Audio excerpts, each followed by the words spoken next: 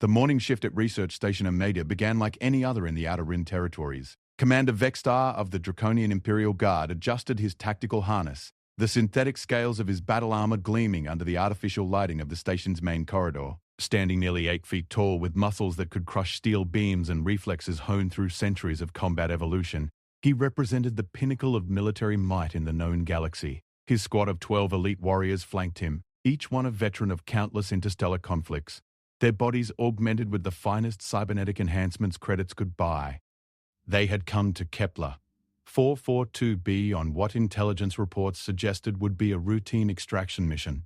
The humans, those peculiar bipedal mammals from the third planet of Sol system, had been conducting unauthorized research in violation of Galactic Council Resolution 4471, something about genetic manipulation and consciousness transfer studies that violated several interspecies treaties. The mission parameters were simple: secure the facility, apprehend the research team, and confiscate all data relating to their illegal experiments.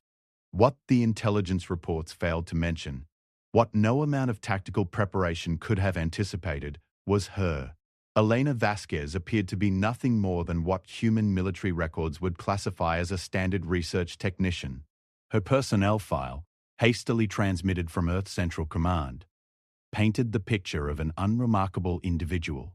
23 standard years old, 5 feet 4 inches in height, weighing approximately 120 pounds. Her academic credentials were impressive enough: dual doctorates in neurobiology and quantum physics from Stanford University, with supplementary certifications in biomechanical engineering, but her physical assessment scores ranked in the bottom percentile of human averages. Medical reports noted chronic fatigue syndrome, a rare autoimmune disorder that left her physically weakened and dependent on daily medication just to function normally. To the Draconian strike team, she represented no threat whatsoever. The station's emergency klaxons had been wailing for 17 minutes when Commander Vexstar's unit breached the primary research laboratory. Standard breach protocol had been followed to the letter: electromagnetic pulse to disable defensive systems, concussive charges to compromise structural integrity, and tactical insertion through multiple entry points to prevent escape routes. The lab's human occupants had surrendered immediately. As expected, humans, despite their reputation for unpredictable behavior, typically demonstrated remarkable self-preservation instincts when confronted with overwhelming force. All except one. Eleanor stood at the far end of the laboratory, her slight frame silhouetted against banks of humming quantum processors and holographic displays. She wore standard-issue research attire, a white laboratory coat that hung loosely on her narrow shoulders, dark slacks and practical footwear designed for long hours on sterile floors.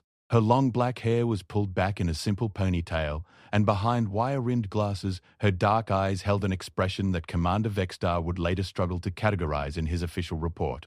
It wasn't fear, though fear would have been the logical response. It wasn't defiance, though defiance might have been expected from human military personnel. Instead, her gaze held something that made the veteran commander's combat-honed instincts whisper warnings he couldn't quite articulate. "Vasquez," Commander Vexstar announced, his translator converting his words into standard human English, "by authority of Galactic Council Resolution 4471. B.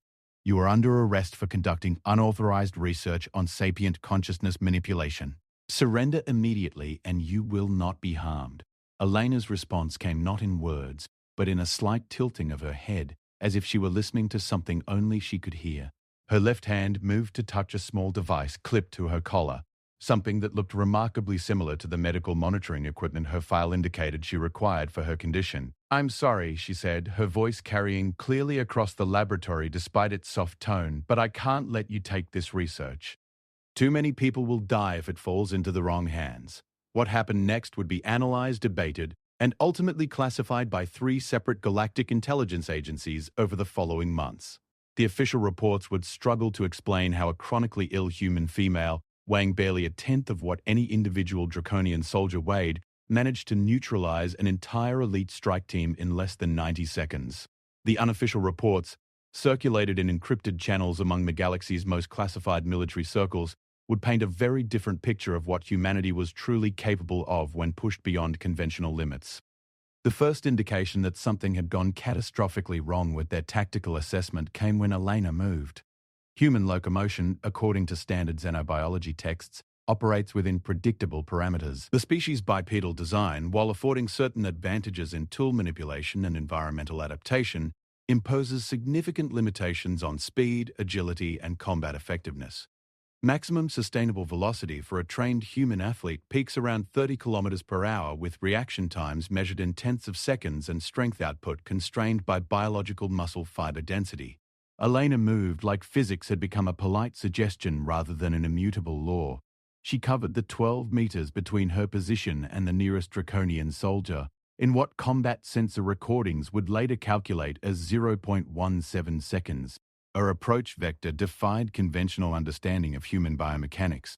Instead of the ground-bound stride pattern typical of her species, she seemed to flow through the air in a series of impossible trajectory changes, bouncing off walls, ceiling, and equipment with a grace that would have impressed a zero-gravity dancer.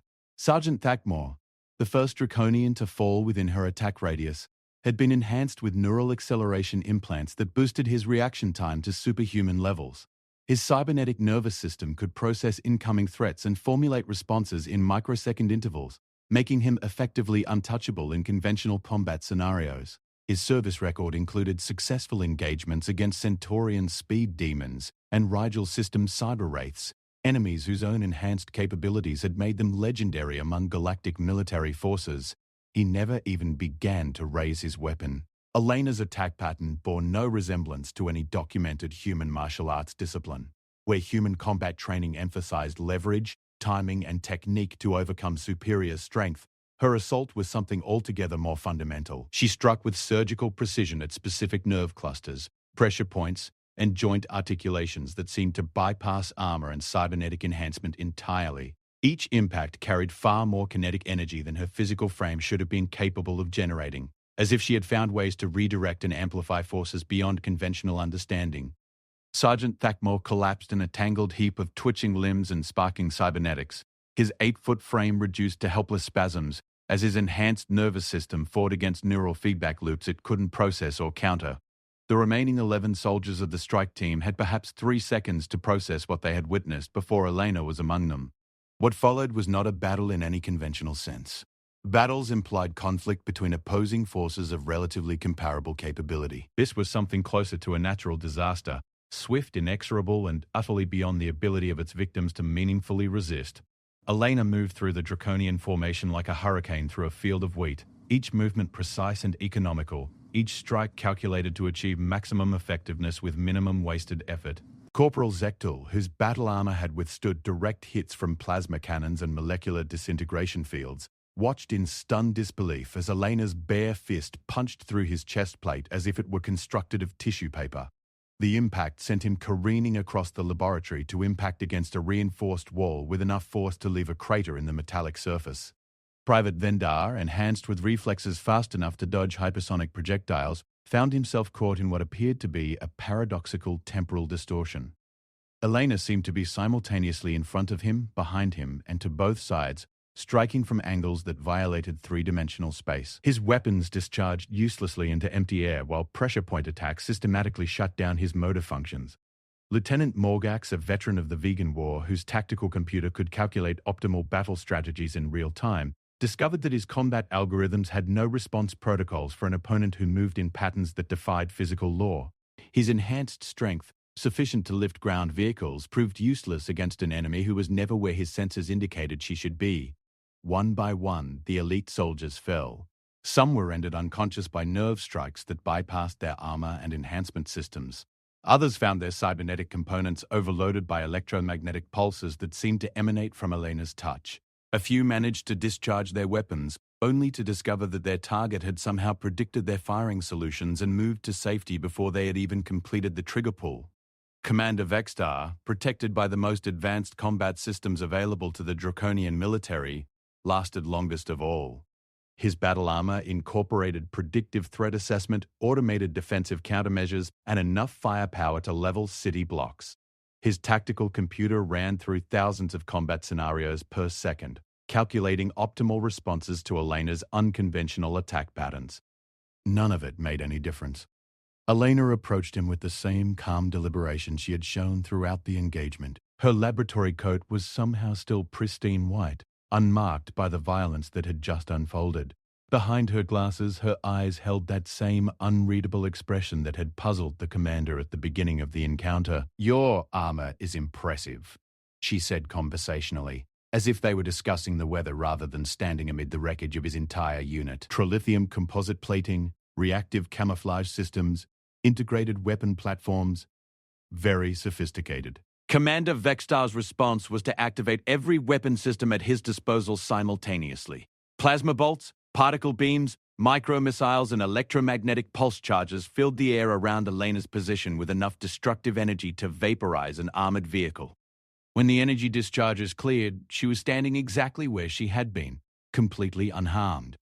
The problem with relying too heavily on technology, Elena continued, reaching out to touch the commander's armored chest plate, is that technology can be turned against itself. What happened next would puzzle xenotechnology experts for years to come. Elena's touch somehow propagated through the armor's systems like a virus, causing cascade failures in every electronic component simultaneously. Weapons powered down, life support systems malfunctioned, and motor assistance ceased entirely. In the space of seconds, the most advanced personal combat system in the Draconian arsenal was reduced to an 800-pound metal coffin. Commander Vextar collapsed under the weight of his own armor. Paralyzed but conscious, his tactical computers still functioning enough to record what Elena did next. She knelt beside him, her expression shifting from unreadable to something that might have been sympathy. When she spoke, her voice carried a weariness that seemed far older than her 23 years would suggest. "I'm sorry you had to see this," she said softly. "I'm sorry any of this was necessary. But you need to understand something about humans that your intelligence reports got wrong." She gestured to the fallen soldiers scattered around the laboratory, most of them still alive but completely incapacitated. "You analyzed our species based on averages, on statistical norms, on the capabilities of typical individuals. What you failed to account for is that humans have never been particularly interested in accepting limitations. We have this terrible habit of looking at impossible things and deciding to make them possible anyway." Eleanor stood and moved to one of the laboratory's computer terminals, her fingers dancing across holographic interfaces with practiced efficiency. Data streams flowed across multiple displays, showing research results, test parameters, and experimental outcomes that Commander Vextar's tactical computer began analyzing despite his paralyzed state. What he saw defied everything the galactic community thought they knew about human potential.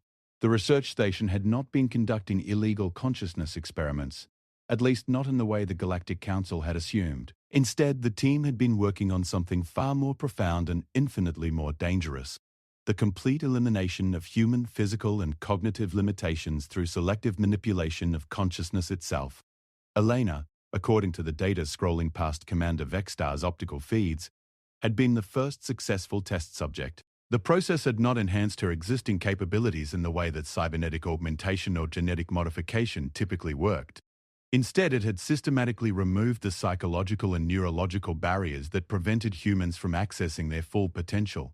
Every human being, the research indicated, possessed vastly more capability than their conscious minds allowed them to access. Evolution had built limitations into human psychology as survival mechanisms, restrictions that prevented individuals from pushing their bodies beyond safe parameters, constraints that kept them from utilizing their full cognitive capacity, barriers that maintained social stability by preventing any single individual from becoming too powerful. Elena had volunteered to have those barriers removed. The process had been gradual, taking place over 18 months of careful neurological adjustment and consciousness expansion. Her chronic fatigue syndrome, far from being a limitation, had been deliberately induced as a control mechanism, a way to ensure that her enhanced capabilities remained dormant until deliberately activated. The medical monitoring device she wore wasn't treating her condition. It was regulating the degree to which her true potential could manifest. And today, for the first time, she had allowed it to manifest completely. "The ironic thing," Elena continued, still working at the computer terminal, "is that the Galactic Council was right to be concerned about this research. What we've discovered here could fundamentally alter the balance of power in the galaxy. Humans who are no longer constrained by evolutionary safety mechanisms don't just become better fighters or smarter thinkers, they become something entirely different." She paused in her work to look directly at Commander Vextar, and for a moment he caught a glimpse of something vast and alien behind her human features. "The title of our research project was The man who destroys his weak self can never be destroyed by others. It's based on an ancient human philosophical concept that the greatest enemy any person faces is their own limitations, their own fears, their own acceptance of what they believe to be impossible. Elena returned to the terminal, continuing her data transfer while she spoke. We discovered that when you remove those internal barriers, when you teach someone to truly destroy their weak self and rebuild something stronger in its place, the result is no longer quite human in the traditional sense. They become something that can manipulate reality through will alone, that can process information at quantum speeds, that can interact with physical forces in ways that seem to violate natural law. Commander Vextar's tactical computer finished analyzing the research data and reached a conclusion that sent emergency alerts cascading through his communication systems. If Elena represented just the first successful test subject, if the process could be replicated and refined, then humanity was not the primitive species the galactic community had assumed them to be. They were potentially the most dangerous force in the known universe. I can see your computer has figured out the implications, Elena said without turning around. Yes, this changes everything. But here's what your intelligence analysts still don't understand about humans. We're not interested in conquering the galaxy. We're interested in protecting it. She completed her data transfer and moved to a different section of the laboratory where a series of quantum storage devices hummed with barely contained energy. The research we've conducted here represents approximately 15 years of work by some of the most brilliant minds humanity has produced. Every breakthrough, every test result, every theoretical framework that led to the development of consciousness liberation technology is stored in these quantum cores. Elena began systematically destroying the storage devices using what appeared to be controlled electromagnetic pulses generated by her own bioelectric field. The Galactic Council was correct to fear what we might become if this technology were widely distributed. A species of individuals who have each destroyed their weak selves and rebuilt themselves without limitations would be effectively godlike by current standards. We would represent an existential threat to every other intelligent species in the galaxy, not through malice, but simply by existing. One by one, the quantum cores overloaded and disintegrated, taking with them years of irreplaceable research data. But they were wrong about our intentions. Humanity has always been defined not by our capabilities, but by our choices. And we choose not to become gods at the expense of everyone else's freedom. Commander Vextar watched in stunned silence as Elena methodically destroyed what might have been the most valuable scientific discovery in galactic history. His tactical computer ran probability calculations suggesting that the knowledge being eliminated could have advanced draconian military capabilities by several centuries, potentially ensuring their species' dominance over the entire Outer Rim territories. Of course, Elena continued, destroying the final storage device. That doesn't mean the research ends here. We're not destroying the knowledge to hide it from the galaxy. We're destroying it to protect the galaxy until we can figure out how to share it responsibly. She moved to what appeared to be a standard human data tablet, picking it up and tucking it into her laboratory coat. Every detail of the consciousness liberation process is memorized by the 7 researchers who developed it. We've each undergone the procedure ourselves, which means we can't forget the information, even if we wanted to. But we've also agreed not to implement it on a large scale until we can establish proper ethical frameworks and safety protocols. Elena walked back to where Commander Vextar lay trapped in his disabled armor, kneeling beside him once again. Your mission was to apprehend us and confiscate our research. I'm going to give you a choice, Commander. You can complete your mission as originally planned, or you can hear what we're actually proposing to do with this technology. She reached out and touched a control surface on his armor, causing his communication systems to reactivate while leaving his mobility systems offline. Your people, like most species in the galaxy, view enhancement and evolution as zero-sum games. You become stronger by making others weaker, smarter by limiting others' access to knowledge, more capable by ensuring others remain less capable. It's a survival strategy that has worked for millions of years across countless worlds. Elena's expression shifted to something that might have been sadness. But humans have always been terrible at accepting that limitations are permanent. We have this stubborn refusal to believe that making ourselves better requires making others worse. We've spent our entire evolutionary history finding ways to lift everyone up rather than climbing higher by standing on others' shoulders. Commander Vextar's communication systems crackled to life, connecting him to his command structure for the first time since entering the laboratory. He could report Elena's location, call for backup, complete his mission as ordered, or he could listen to what she was proposing. What we want to offer the Galactic Council is a partnership, Elena continued. Not human dominance, not the replacement of existing power structures, but genuine cooperation in developing consciousness liberation technology that can benefit all intelligent species equally. She gestured to the unconscious forms of the draconian soldiers scattered around the laboratory. Your people could benefit tremendously from learning to destroy their weak selves and rebuild something stronger. So could the Centaurians, the Vegan Confederacy, the Rigel Collective, and every other species that makes up our galactic community. But the process has to be developed carefully, with full transparency and mutual consent. Commander Vextar found himself faced with a decision that would likely determine the course of interspecies relations for centuries to come. His orders were clear.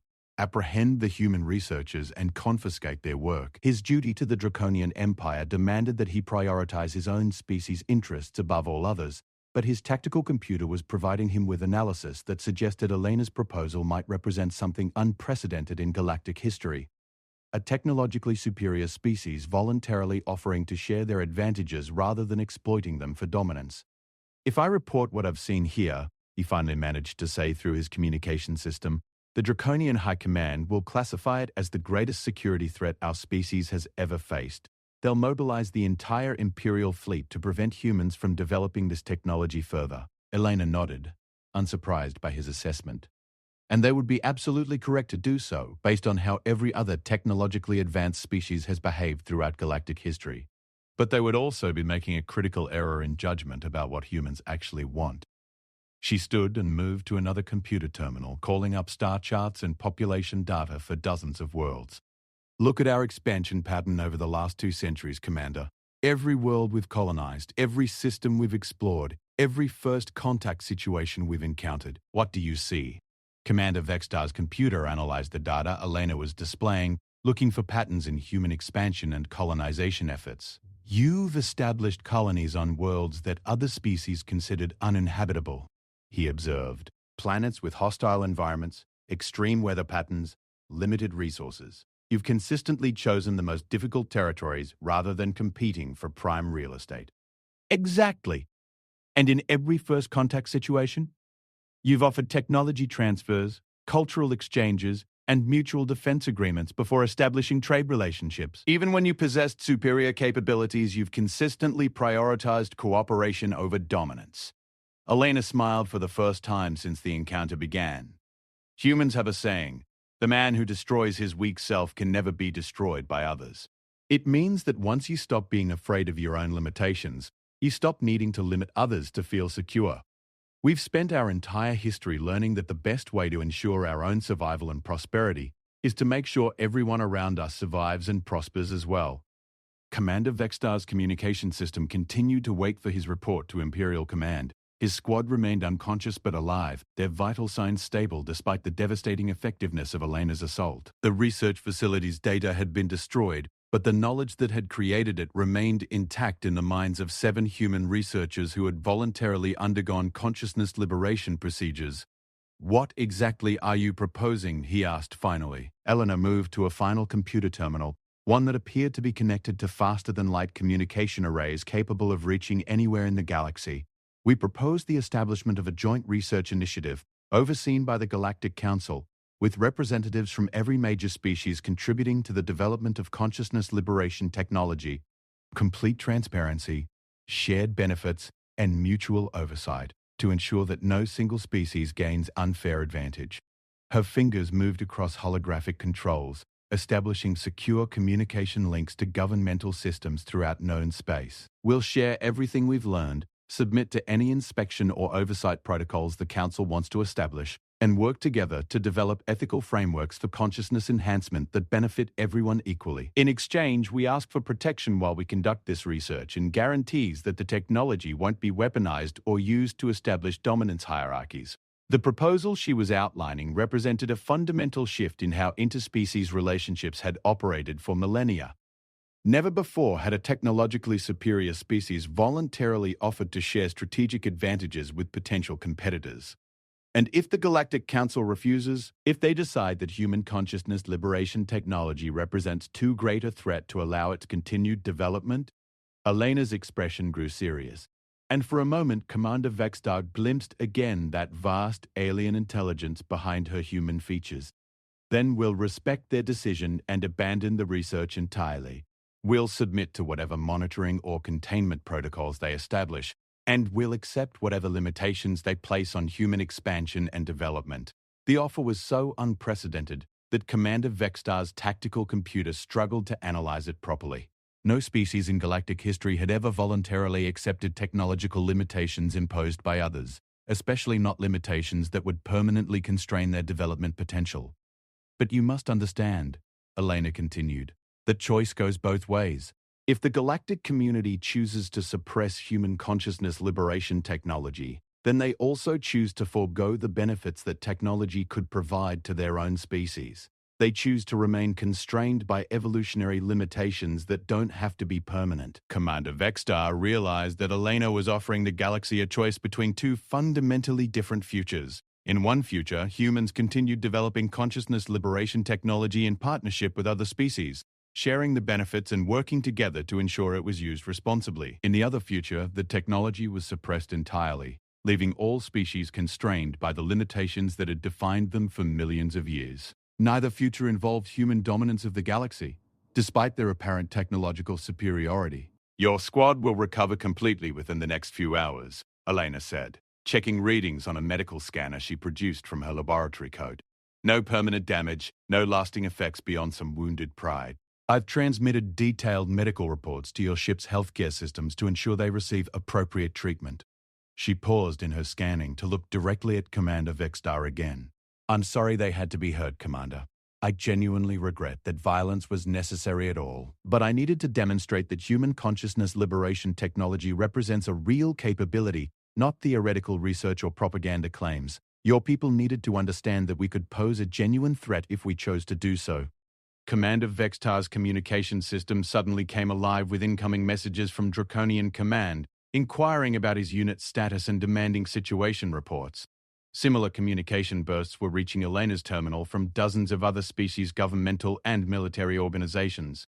It appears the galaxy has noticed our little demonstration, Elena observed with wry humor. I'm transmitting the same offer to every major governmental body simultaneously. Partnership in consciousness liberation research, with complete transparency and shared benefits, or voluntary abandonment of the technology entirely based on their collective decision.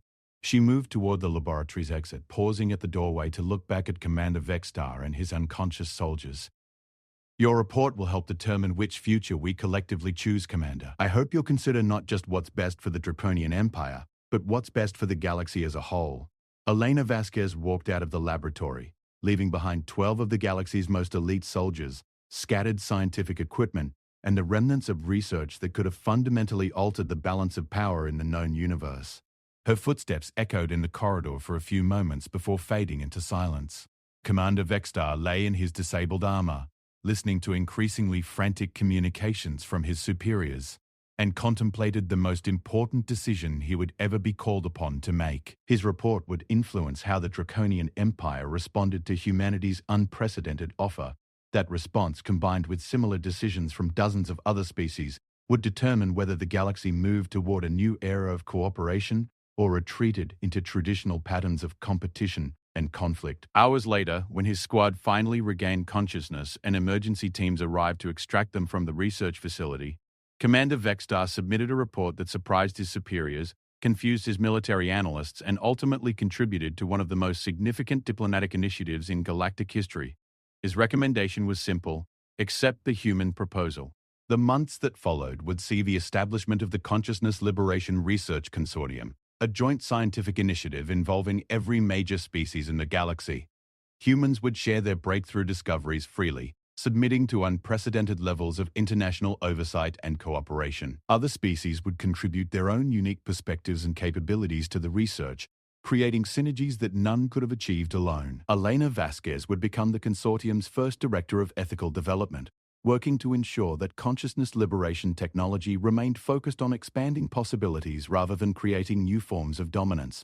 Her demonstration on Kepler 442b would be remembered not as an act of human aggression but as proof that a species capable of transcending its own limitations could choose cooperation over conquest. The principle that guided their work would be carved into the consortium's headquarters in 12 different languages. The being who destroys their weak self can never be destroyed by others because they no longer need others to be weak for them to be strong. Humanity had indeed found a way to transcend evolutionary limitations and achieve capabilities that seemed godlike by conventional standards. But perhaps more importantly, they had demonstrated something that no other species had ever proven, that with great power could come great responsibility, freely chosen and willingly shared. The galaxy would never be the same. But for the first time in its recorded history, that change represented expansion of possibility for all rather than dominance by few. In the end, Elena Vasquez proved that the most dangerous opponent any limitation can face is someone who refuses to accept that limitations have to be permanent, especially when that someone chooses to use their freedom not to rule others, but to free them as well. The fragile girl who overpowered the toughest soldiers in seconds had done something far more significant than demonstrate superior combat capabilities. She had shown the galaxy what humans meant when they spoke of destroying their weak selves, not the elimination of vulnerability, but the transcendence of fear, selfishness, and the belief that strength requires others to be weak. That lesson would echo through the stars for generations to come, a testament to the power of choosing cooperation over conquest, growth over dominance, and shared strength over individual superiority. The revolution Elena Vasquez began that day in a research laboratory on Kepler 442b was not a military revolution or a technological revolution, but something far more profound. A revolution in how conscious beings could choose to relate to each other across the vast emptiness of space, transforming competition for scarce resources into collaboration for unlimited possibility. And it all began with one fragile human girl who proved that the strongest force in the universe might just be the decision to use strength in service of others' freedom, rather than their subjugation.